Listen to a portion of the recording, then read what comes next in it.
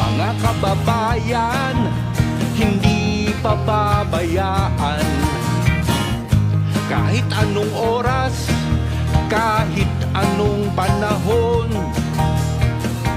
sa sakuna at krisis, may tol kang maaasahan.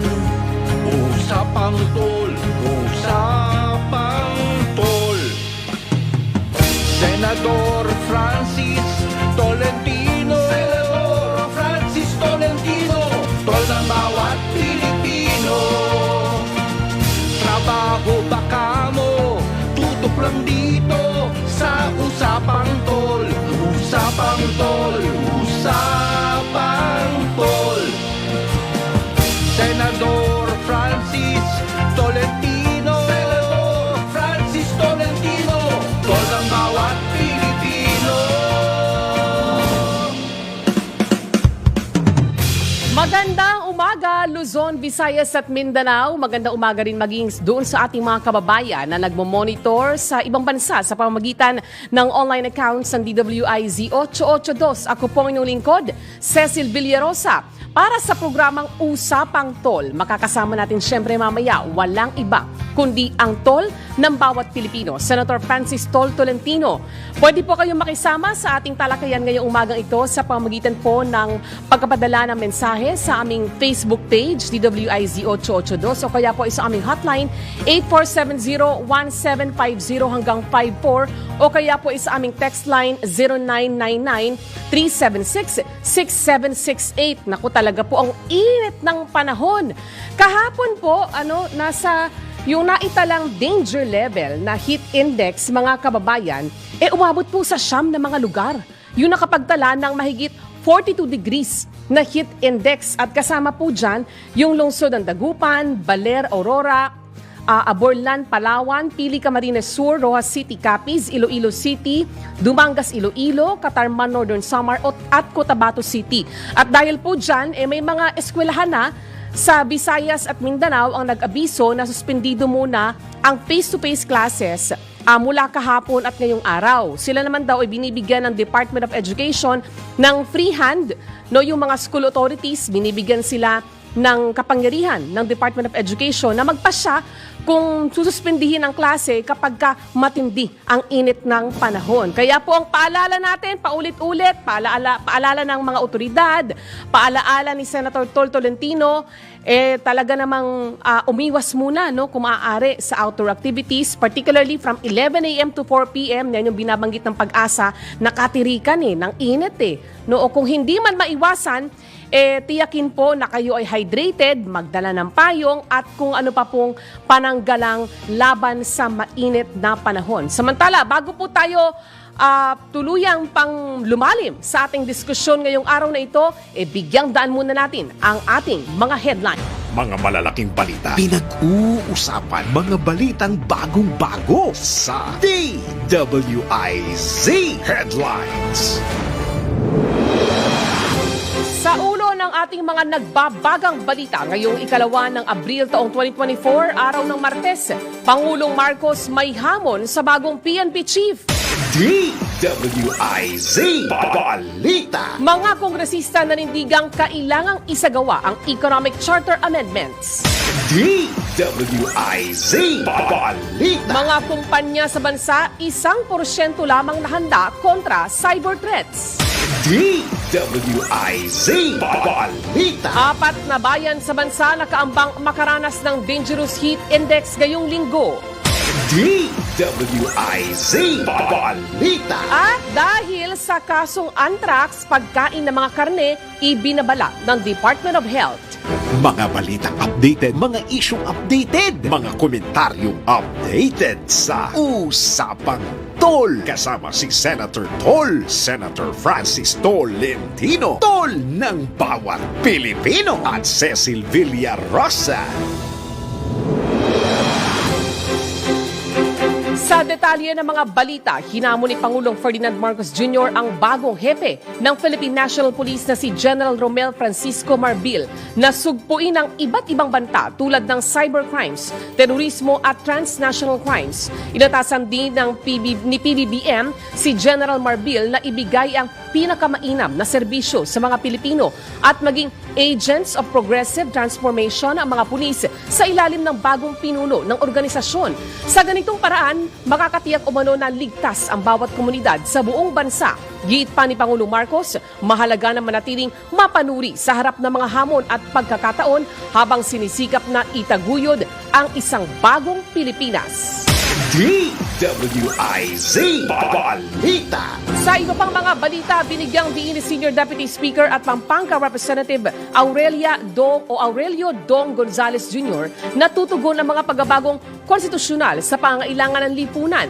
Ayon kay House Majority Leader at Zamboanga Representative Manuel Jose Manix Dalipe, hindi maisasantabi ng resulta ng survey ang katotohanan na mahalaga ang economic tsa-tsa para matugunan ang mga hamon at maisulong ang kapakanan ng mga Pilipino.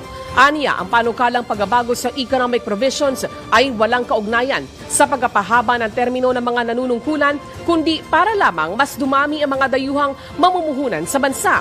Paliwanag naman ni Deputy Speaker at Quezon Representative David J.J. Suarez, kailangang maamyendahan ang saligang batas upang mabilis na maabot ang inaasam na pag-unlad ng Pilipinas. DWIZ Balita. Sa oras na 11 minuto makalipas ang alas 6 ng umaga, 1% lang ng mga kumpanya sa Pilipinas ang handa sa mga cyber threat.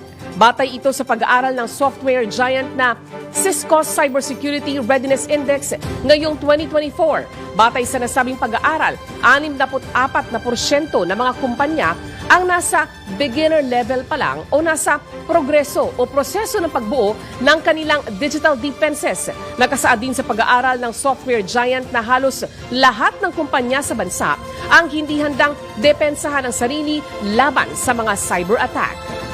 DWIZ Balita. Ibinabala naman ang Pag-asa na makakaranas ng danger level na heat index ang 4 na lugar. Ibig sabihin, aabot po ng danger level yung may tatala doon na heat index. At batay po sa forecast ng Weather Bureau, nagbabadyang maramdaman ng mga sumusunod na lugar ang pinakamataas na heat index sa bansa. Kabilang po dyan ang Apari, Cagayan, aabot umano sa 43 degrees Celsius. Camarines Sur naman, inaasahang aabot yan sa 42 degrees Celsius. Catarman, Northern Samar, 43 degrees Celsius. At Zamboanga City, 42 degrees Celsius. Posible ring makaranas ng heat cramps at heat exhaustion sa mga lugar na tatamaan ng danger level heat index mula 42 hanggang 51 degrees Celsius. Paalala ng Pag-asa sa publiko, tingnan ang sintomas ng heat-related illnesses kagaya ng labis na pagpapawis, pagpagod, pagkahilo, kawalan ng malay, panghihina at pagsusuka. Kung lalabas naman ay dapat umunong gumamit ng payong, sombrero at mga kasuotang may manggas at dapat din na gawin ang heavy-duty activities sa pagsisimula at pagkatapos ng araw o sa mga oras na hindi gaanong mainit ang panahon. Ayon pa sa Pag-asa, maaari pang lumala ang heat index sa bansa ngayong Abril. DWIZ Balita. Pinayuhan naman ng Department of Health ang publiko na huwag kumain ng mga double-dead na karne para maiwasan ang pagkalat ng sakit na anthrax. Kasunod na rin ito nang naiulat na mayroon ng 50 kaso ng anthrax sa Laos noong nakaraang linggo. Kaugnay nito, maaaring maipasa ang nabanggit na sakit sa tao sa pamamagitan ng pagkain ng kontaminadong karne o paghawak sa mga hayop na mayroong anthrax tulad ng baka, tupa at kalabaw. Paliwanag naman ni Health Assistant Secretary Albert Domingo, hindi na ipapasa sa hangin ng anthrax, hindi tulad ng COVID-19 o ng pertussis. DWIZ Balita. Tanggap tayo ng pag-uulat mula sa labas ng himpilan. Ang pamahalaan muling nagpaalala sa publiko ukol sa deadline ng paghahain ng Annual Income Tax Return o ITR sa ika-15 ng Abril. Ang ulat po mula kay Patrol Number 13, Gilbert Perdes. Magbayad ng buwis ng maaga. Ito ang panawagan ng pamahalaan sa publiko habang papalapit na ang deadline ngayong darating na ika-15 ng Abril ngayong taon. Sa isang video ni Bureau of Internal Revenue Commissioner June Lumagi Jr. na ibinahagi ng Presidential Communications Office o PCO, pinapayuhan ito ang publiko na mag-file na ng Annual Income Tax Return o ITR. Ayon kay Lumagi, sa gantong paraan ay maiwasan ang mahabang pila at multa pagkatapos ng nakatakdang deadline. Ibinabala pa ng opisyal na may kaukulang penalties nga kapag hindi nakapaghain ng annual ITR sa itinakdang panahon. Patrol 13, Gilbert Perdes, nagbabalita ng tama, naglilingkod ng tama. DWIZ Balita. Maraming salamat sa report mong yan, Gilbert Perdes. Naku, nababanggit natin yung matinding init kasi level po yan eh. Merong danger level, merong extreme caution. Baka pagka panahon kasi ng may bagyo, di ho ba? Pag signal number 1, signal number 2, signal number 3, 4, meron ng kumbaga organized na, nakastructure na pagka umabot ka ng signal number 2, ito yung level na walang pasok. Pag umabot ka ng signal number 3, ito naman yung level na walang pasok. Dahil ito pong matinding init nating nararanasan, mukhang this would be the normal thing na ating mararanasan na. Epekto po yan ng climate change. We have to accept it or not. Palakas ng palakas sa epekto ng mga bagyo, patindi rin ng patindi yung init na ating nararamdaman. Extreme weather condition yung ating nang nararamdaman dahil sa climate change. But if that would be the case, siguro panahon na rin po para pag-aralan na magkaroon din ng kaparehong structure kapag ka matindi naman yung init. Kasi pag may bagyo ka, pag signal number 1, signal number 2, 3, ito yung mga antas mo na walang pasok eh. Diba? Pagka elementary, college, pagka signal number 3 na, baka time na rin, baka panahon na rin para pag-aralan yung ganyang counterpart measures kapag ka matindi naman ang init ng panahon. Although we understand that Department of Education binibigyan ng leeway ng sariling pag-apasya yung mga eskwelahan para wag papasukin sa eskwela yung mga bata o suspindihin yung pasok sa eskwela pagka matindi yung init ng panahon. Kaya lang baka it would be better, kung magkakaroon na rin po tayo ng ganong organized structure, alang-alang po doon sa kapakanan ng mga bata, na nabibilad sa araw pagka maglalakad yan, pagka papasok sa eskwela. I remember there was a time, summer po yun, na idinaos yung palarong pambansa, palarong pambansa ho yun eh. Kumbaga talagang outdoor activities po ang karamihan sa mga aktibidad. May mga bata pong hinimatay dahil sa matinding init ng panahon. Baka it's about time po na mapag-aralan yung ganyang uri ng sistema. Yun. Samantala, tanggap naman po tayo ng balita mula po sa ibang bansa, mula po sa abroad. Update at talakayan sa mga OFW linggo-linggo. Ayan, nasa ating linya na live via Zoom mula sa Paris, France. Walang iba kundi si Dick Villanueva. Good morning sa'yo, Dick. Yeah, good morning Cecil.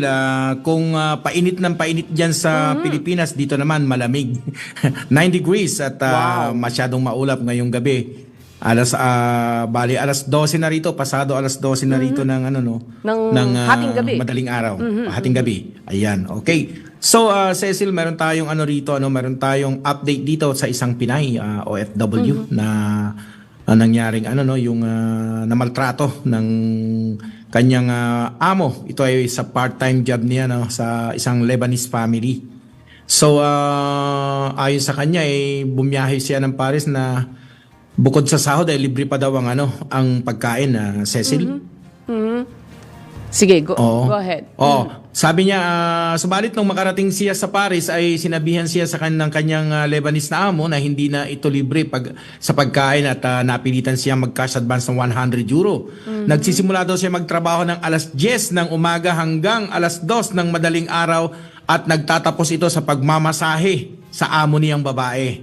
Pati ang pag-aalaga ng 2 aso ay pinagawa na rin sa kanya at kailangan ilabas ito ng 1 oras. Maging ang paglilinis ng sasakyan ng kanyang amo ay pinagagawa na rin sa kanya. Wala rin daw pakundangan ng amo dahil nag-aasta itong prinsesa na lahat ng mga kalat niya ay kailangan susundan para pulutin. At sa hindi inaasahang pagkakataon, dumating ang reply ng Police Prefecture para sa kanilang regularization application kasi habang naghihintay siya ng regularization application para sa kanilang sa Police Prefecture doon sa South of France kasi nakatira to sa South of France, nag part-time job lang siya dito sa Paris habang naghihintay.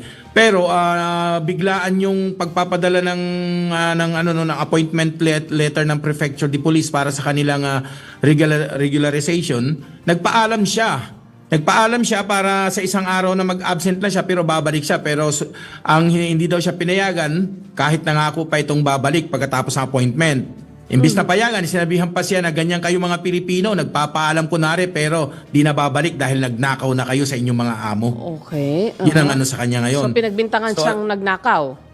Oo. Anong nangyari? Yung passport niya ayaw ibigay. So napilitang tumawag yung mga taga-South sa akin, nilapitan nila kung may magagawa ko. Talagang direkta akong tinawagan yung amo. Ang sabi ko, hindi mo pwedeng i-hold yung passport niya dahil bawal yan. Dahil pag-aari yan ng gobyerno namin, ng Pilipinas. Iyan ang may authority niya, Pilipinas. Ginagamit lang namin yung pasaporte na yan sa pagpunta namin sa abroad. Kasi kapag hindi mo ibinigay, walk away lang kasing embassy doon eh. Sabi ko, Malapit lang.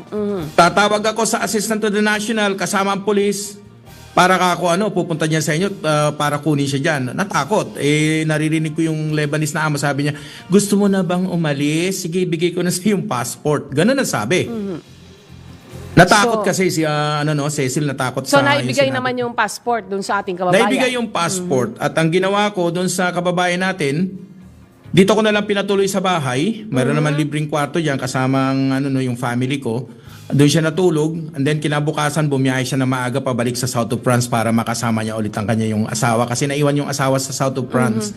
Ayun, yun na nangyari. So sabi ko, natatakot daw ngayon yung Lebanese dahil ang sabi daw niya doon sa Pinay, binigyan mo ako ng napakalaking problema. Sabi ng ganyan. Kasi hahabulin siya ng ng yung isang NGO rito na ang isa sa mga opisyalis ay Pilipina. Hahabulin siya ng NGO at ipapasok ito sa parang modern slavery. Yun, ang nangyari yun. Oo. Yun, yan ang latest natin sa isang kababayan natin na OFW. Subalit, meron pa rin isang kaso rito na nangyari na isang OFW na nagtatrabaho sa kanyang amo na 36 years old na yung biktima. Natagpuang wala ng buhay ng Biyernes ng Marso 22 sa kanyang apartment sa Boulevard Voltaire. Pinangalanan si Patrick S. Ang suspect na OFW ay nasa kote ng mga investigador mula sa Criminal Brigade sa loob ng isang linggo. Ngunit sa ngayon, wala pang paliwanag ang sinasabing suspect. Sa ngayon, isa pa rin itong krimen na walang motibo. Si Patrick S. 41, tagapaglinis na Alexandra, yung yung amo niya na 36 years old ay kinasuhan noong Biyernes March 29 sa Paris bago nakulong. Anong kaso Villanueva? Dick? 47 saksak na ikinamatay nung Murder. amo niya. Murder yung oo. ikinaso sa laban dun sa ating kababayan. Yeah, most probably. Pero sabi niya, nung nahuli siya, kasi nakita siyang may siguro sa CCTV nakita nakasuot na orange na sweatshirt at maiksi yung buhok, ay pinanghinalaan pinagsasaksak ang kanyang amo hanggang sa namatay nung Marso sa isang apartment sa Boulevard Voltaire. Ngayon, ayon sa suspect, 8 taon na siya nakatira sa France na isang tagapaglinis at tagapagluto. Paliwanag niya sa sa mga judge ng freedoms of detention. Siya at ang kanyang asawa ay nagtatrabaho ng lihim sa pribadong tahanan na undocumented. May 4 na anak na nag-aaral sa lungsod. Ang kanyang kapareha ay inilagay din sa kustodiya ng pulisya dahil sa pakikipagsabwatan ay pinawalang sala dahil walang probable cause. Inilarawan niya na ang kanyang asawa ay bilang isang kalmado at hindi madaling magalit, sabi ng isang source na malapit sa kanila. Ang tanging hindi pinagkakasundo ng mag-asawa ay ang paggamit ng methamphetamine, yung parang shabu, para ma-spice up ang kanilang married life. Okay. Oo. Palayin ko may- na sa to. Wait, Dick. Nasaan yung ating kababayan? Nakakulong? Nakakulong siya ngayon hanggang ngayon. At pero wala pang wala pang hindi pa siya na found guilty kasi ayaw niya umamin. May trial pa, oo, pending pa May yung trial trial pa, date. oo. Pero ano na ang, yan ba ay alam na ba ng embassy? Batid na ba ng embahada ng Pilipinas yung kanyang sitwasyon? At may naipaabot na bang kaukulang assistance? So far, Cecil, malalaman natin yan bukas kasi nag-umpisa ng Biyernes, Sabado, Linggo, Huwebes Santo, ang embassy sarado na. Hanggang ngayong kaninang Lunes is Easter Monday rito ay holiday pa rin. Okay. Kaya magkakaroon ng regular na na office hours ang embassy bukas ng na. Okay. mamayang umaga dito sa okay. sa Paris. At malalaman natin yan sa isang sa ating police attaché na si Colonel Castro at siguro makakapagbigay na sila ng linaw sa kaso na yan dahil sigurado baka kinontak na sila ng mga police or ng mga criminal brigade para ipagbigay alam ang So far ngayon ay suspect pa rin yung Pilipino dahil hindi siya talaga umaamin dahil may na pinagtatanggol siya ng kanyang ng kanyang asawa na kalmado naman daw itong asawa niya. May 4 silang anak, Cecil, nag-aaral dito. Ayan, andyan lahat. Sige, malaman namin, Dick, kung ano yung naging response ng ating embahada dyan sa France kaugnay sa kasong kinasangkutan ng ating kababayan dyan. Yan. Okay. Importante kasi At na mabigyan ng ng legal representation. Yung Tama, okay. ating At yan muna kababayan. ang latest mula rito sa Paris, France. Ako si Dick Villanueva, nagbabalita ng tama, naglilingkod ng tama sa Usapang Tol ng DWIZ. Maraming salamat sa report mong yang, Dick Villanueva. Ang oras sa buong Pilipinas ganap ng 6:26 ng umaga. Huwag magpapaiwan. Alamin ang lahat sa Usapang Tol. Kasama si Senator Tol, Senator Francis Tolentino, Tol ng bawat Pilipino, at Cecil Villarosa. Senador Francis Tolentino. Senador Francis Tolentino. Tol ng bawat Pilipino. Tol ng bawat Pilipino. Kailangan malaman mo na ang mga presyo sa labas sa Palengke Report. Magandang umaga, nagbabalik pong muli ang programang Usapang Tol sa oras na 6:36 ng umaga. Yun. Sa puntong ito ay puntahan na natin yung ating araw-araw na minomonitor yung paggalaw sa presyo ng mga bilihin. Nagbago ba, nagtaas ba o bumababa? Nandoon ngayon sa Litex Public Market si Alexa Avila. Magandang umaga, Alexa. Hi, good morning, Miss Cecil. Magandang umaga po.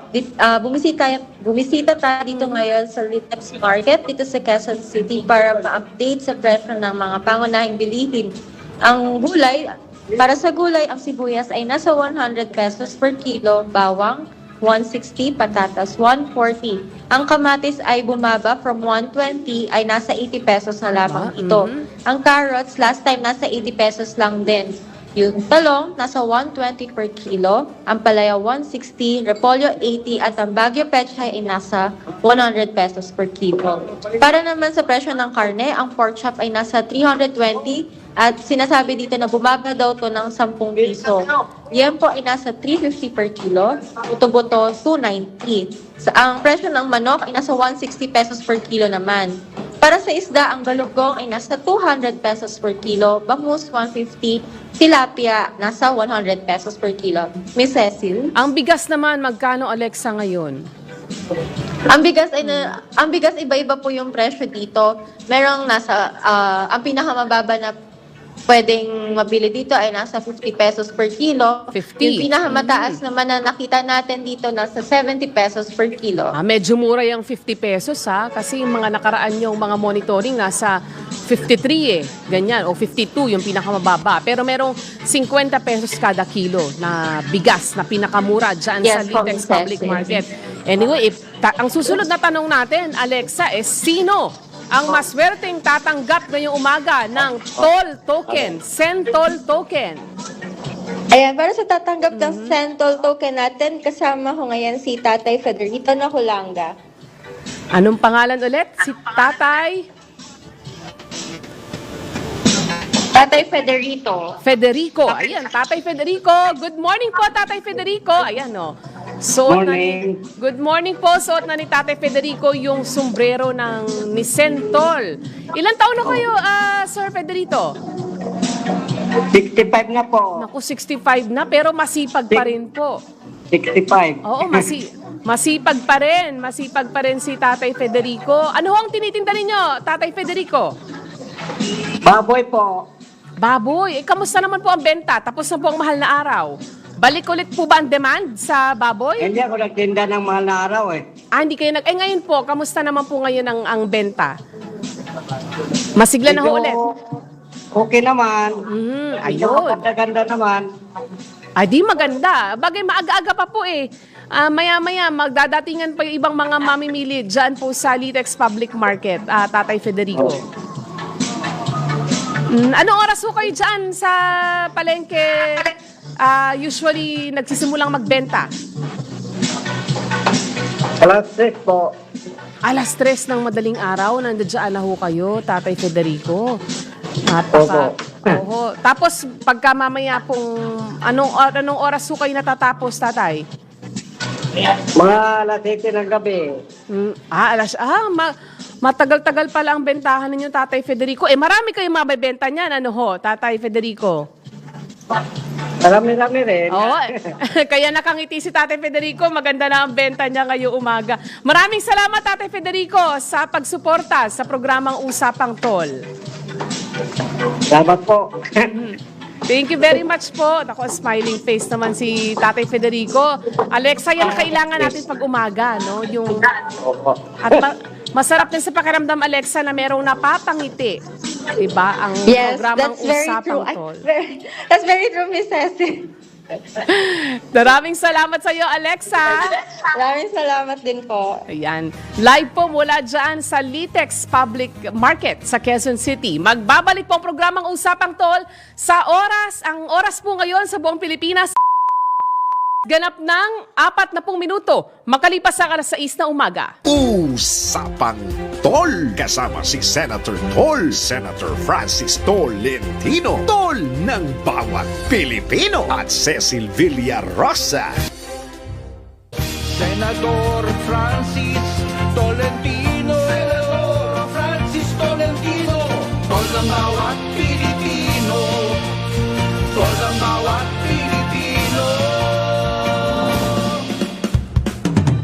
Nagbabalik po ang programang Usapang Tol. Good morning, Senator Tol. Hi, good morning. Magandang umaga Luzon, Visayas at Mindanao. At napakainit ngayon. Kahapon, napakainit din nung dumalo po tayo sa turnover ceremony ng bagong Chief PNP sa Camp Crame. Binabati muna natin yung huling pinuntahan ko kagabi na, si District 5 Congressman Vargas ng Quezon City.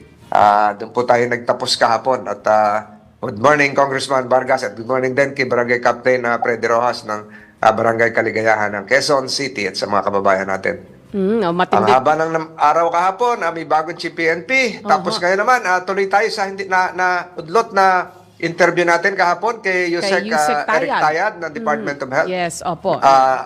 Nandiyan na siya ngayon. Yusek, good morning. Good morning, Senator. Happy Easter po. Happy Easter, oh. Lagi ako napapagkamalang tiga Pampanga kasi akala nila tiga Masantol ako. Pero maraming Tolentino sa San Luis. Good morning, Kabalen. Anong update po natin sa pertussis vaccine? Kailan darating? Okay, yung bakuna po ay binibili natin sa UNICEF. Pinakiusapan namin na pag nabili nila kaagad ay ma-ship na nila sa ating kaagad. Kaya lang, Senator Tolentino, napag-alaman namin kasi kausap namin yung Serum Institute of India kahapon kasi kinontak na namin kaagad yung nagmamanufacture mismo. Gagawin pa rin yung bakuna. Kaya ito ay... Walang stock. Wala pa ng stock. Pandaigdigan ang problema sa stock, Senator. Kaya ito ay ginagawa namin ng paraan. Pero binigyan kami ng assurance ng Serum Institute of India na uunahin nila Pilipinas. Wala bang ibang pwedeng bilan? Taiwan o India? Kagaya ng sa COVID vaccine natin, maraming sources?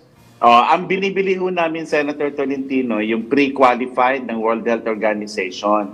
Pag pre-qualified kasi po yun, ay hindi na yun i-inspect dito ng Food and Drug Administration natin. Diretso na kagad dun sa mga magbabakuna po. Kasi pag hindi pre-qualified, mas matagal po bago namin ma-distribute sa mga pamalang lokal. Kaya ang binibili lang namin, miselyo na kagad ng quality. Opo, Senator. Siguro, Yusek, isang tanong. Alam mo mga Pilipino, meron naman tayong sources na iba. Marami mag-eksperimento nito. Gusto kong marinig sa inyo kasi noong pag ang pinag-uusapan ay dengue, meron tayong tawa-tawa. Pag pinag-uusapan ay ganito. Ako, gumamit ako nung COVID ng bawang.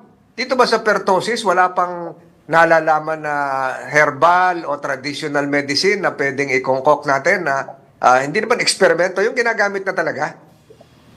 Alam mo, Senator Tolentino, mabuti na pinag-uusapan natin ngayon yan. Ang pertussis o tospirina ay dahil sa bacteria po yan. Meron po tayong antibiotics. Ngayon sa mga herbal, dahil talagang matagal yung ubo dyan, meron naman tayong lagundi na pwedeng gamitin yan ng mga kababayan natin. Kasi napatunayan po yan na ang lagundi ay mainam po. Lalo na ginagamit po yan na may hika. So, maaaring makatulong po yan at kung sakaling sa mga ospital ngayon, ang mga doktor ay tumitingin ng pasyentong may pertussis o tospirina maliban sa antibiotic, baka maireseta nila yan at makita natin kung gaano kainam yung lagundi. Thank you, Meron Senator. tayong ITAP yung Institute for Traditional and Herbal Medicine, di ba?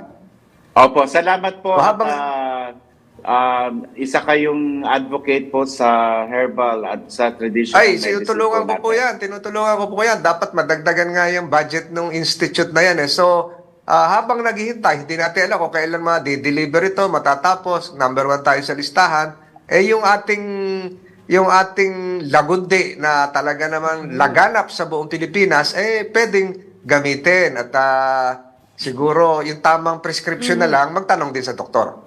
Tama po yun. Kasi yung lagundi is available na yun sa syrup at saka sa capsule form. So, para hindi na nila tinatansya po at hindi na sila maggagawa ng parang tsaa o magpapakulo, straight from the box kung capsule yan at sa bote kung syrup, may iinom po. So, meron pambata. Maraming salamat.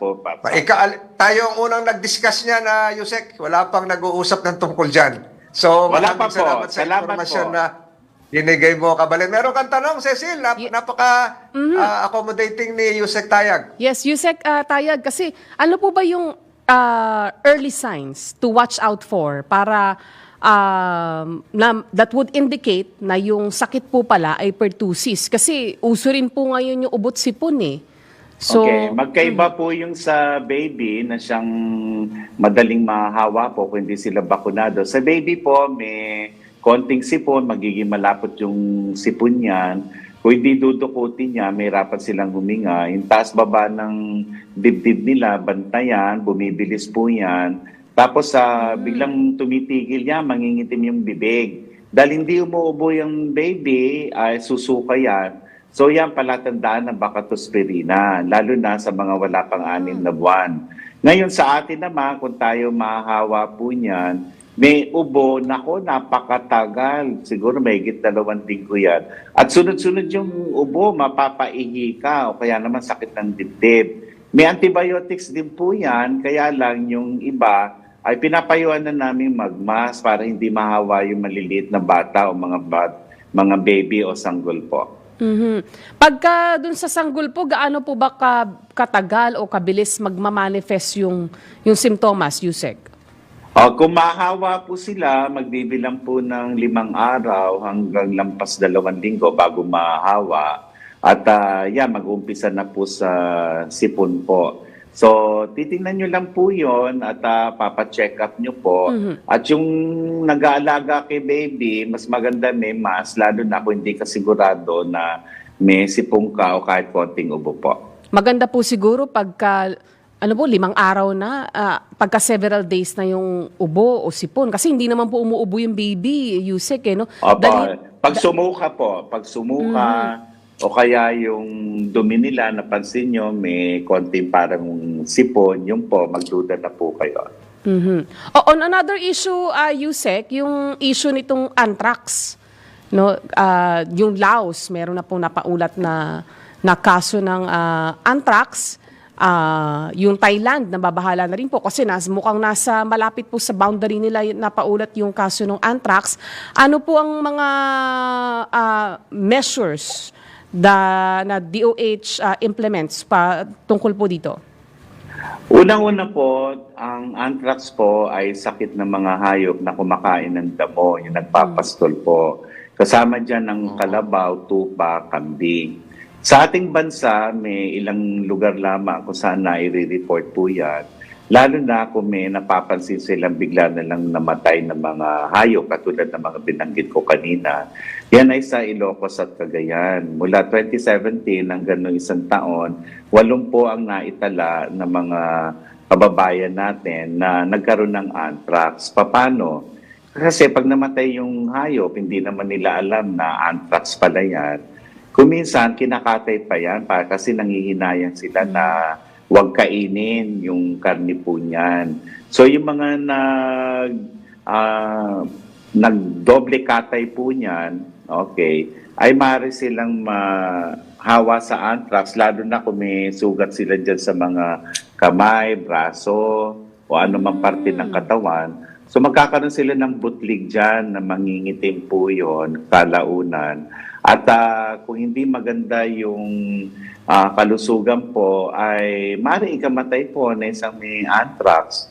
Yan ang tinatawag po natin cutaneous anthrax. Tapos pwede rin pag kinain yan, sasama yung tiyan at yan ay gastrointestinal anthrax. Tapos meron namang inhalational anthrax. So maraming paraan po para magkaroon ng anthrax. Ngayong taon po, wala pang nare-report na kaso ng anthrax sa mga kababayan natin, lalo na sa mga lugar na nabanggit ko po. Pero binabantayan yan sapagkat pag yan ay nai-report sa Bureau of Animal Industry, kukumpirmahin nila po kung anong kinamatay ng hayop, tapos ika-quarantine nila, at magbabakuna na po sila para wag po mahawa yung ibang kalabaw, tupa o kambing.